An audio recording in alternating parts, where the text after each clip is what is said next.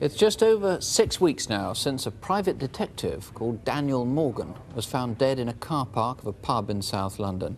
It was gruesome. He'd been killed with an axe. The police described the case as a sticker. In other words, it's one they just can't solve. For nearly 30 hours, they did hold for questioning Daniel Morgan's partner, John Rees, and two of Rees's relations. And, as you may have read, 3 policemen were also questioned, but they've been eliminated from the murder inquiry. With nothing else to go on, maybe you can help. Our film starts in Sydenham, South London. Daniel Morgan loved the drama of being a private eye. He saw himself as a gumshoe in a TV series, and he liked to boast about the glamour of the job. It's 1:10. Collecting bad debts or seeking evidence of a divorce case. But it did involve a lot of cloak and dagger work, and it could have made him many enemies.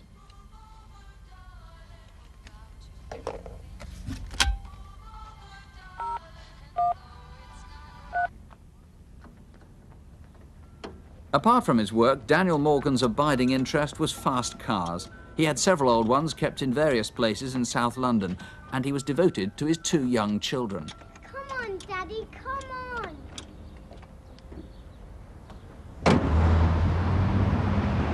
Daniel's colleagues describe him as a workaholic. It was nothing for him to drive in his BMW, to do a job in East Anglia, maybe go on to another in the Midlands, and perhaps manage a third in the West Country, all in a single day. They were mostly dirty jobs, though, that other people didn't want to do.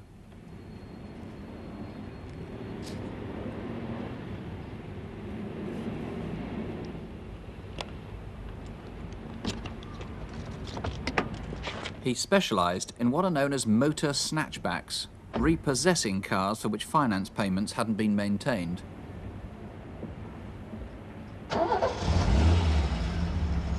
Another bloody nutcase. Yeah, I had one of them yesterday. I've checked them figures. They seem okay. Daniel Morgan and his partner John Rees had been in business together for some 6 years, and it made them a good living. There's no doubt by tonight. But it wasn't just the money, it was the excitement that made him work so hard. Summons serving, bailiffing, carrying out court orders, which are the stock in trade of the modern private detective. A lot of it caused distress, but he seemed to relish the almost unreal power it gave him. What do you want? You know what we want. It's all legal, and you've got to let her go.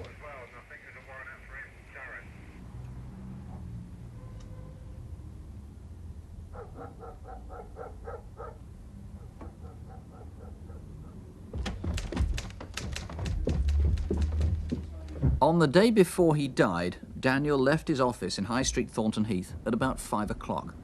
He'd spent most of the day there, but police are anxious to know where he went for the next 2 hours.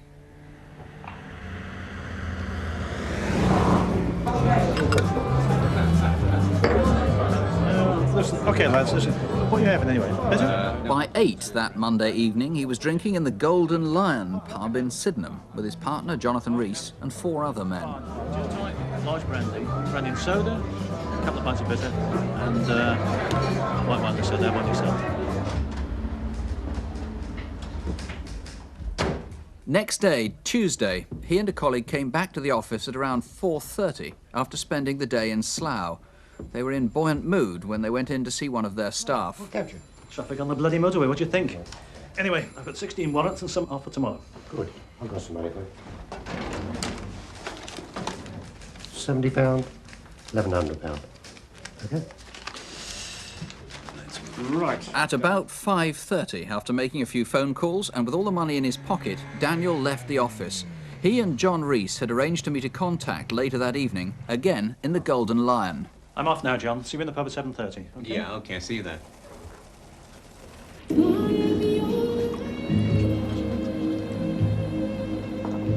But Daniel had another appointment first. He met a woman here in Regan's Wine Bar in Brigstock Road, not far from his office. There were only a handful of other people there. Possibly someone was watching them. Daniel said he had to go early because he was due at the Golden Lion later on.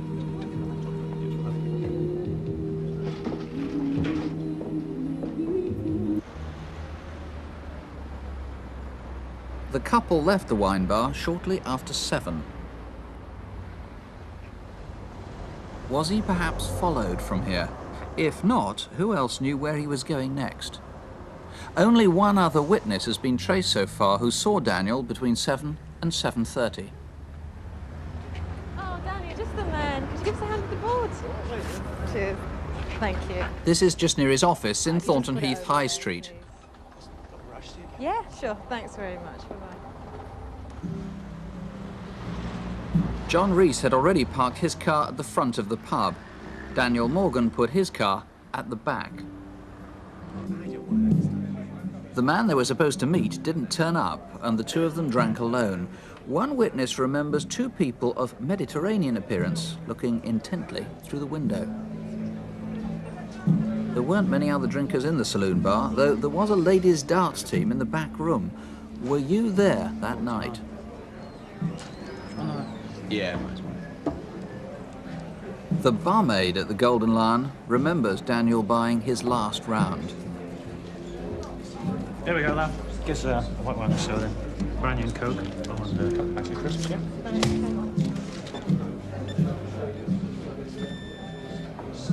Right, I'm off then. See you tomorrow. John Rees told the police he left to go to his car at the front of the pub at about 9 p.m. He assumed Daniel was headed for the rear car park. But did Daniel go out the back way to the car park? And did he go with someone, or did he meet his killer in the dark?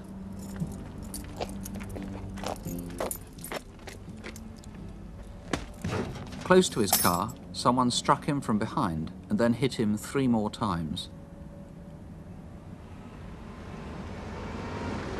Lying next to Daniel Morgan's body were the 2 packets of crisps, which police think were for his children. Douglas Campbell is looking for anyone who was in the Golden Lion in Sydenham Road on that evening, but you're also trying to find who sold this axe. Now, this actually isn't the murder weapon. Now, that is a replica we bought, but it's identical to the murder weapon. And it has this orange wax in the top here. It's Chinese. It's a Chinese axe. They're imported into this country in the thousands, but what is more significant is the way it's taped. It's got 2 elastoplasts on the handle. As though to be gripped, like that. That's right, as if to assist the grip or to stop the perspiration from somebody's hands, allowing it to slip. I would ask anybody who saw that axe or sold it in the days leading up to the 10th of March, or who saw it with the plaster on it, to let me know. It might have been left in the back of a car or in the boot. Now, you have a photo in your possession. You're trying to trace the subject. Yes, we have a photo of a young lady. It came into our possession, and 6 weeks into the inquiry, we're still unable to identify her. She may be quite irrelevant, of course. Might have nothing to do with Danny Morgan at all, but I would ask the girl to come forward so at least we can eliminate her or know exactly who she is. And a watch was stolen. A Rolex watch was stolen from the deceased body. Right, identical to this one. It is a Rolex. Okay, you believe that somebody must know, even though this could have been a lone attack, you believe somebody either knows or suspects? Well, in all major crimes, I feel that obviously there's the killer or the criminal, but there's always some other person who suspects that that person is responsible, and I would ask that person in this case to come forward to help us solve this brutal killing. All right, well, the number to call here is 01811 8055, 01811 8055, or you could call the Metropolitan Police at Sydenham on 01697 9212. That's 01 if you're outside London, 697 9212.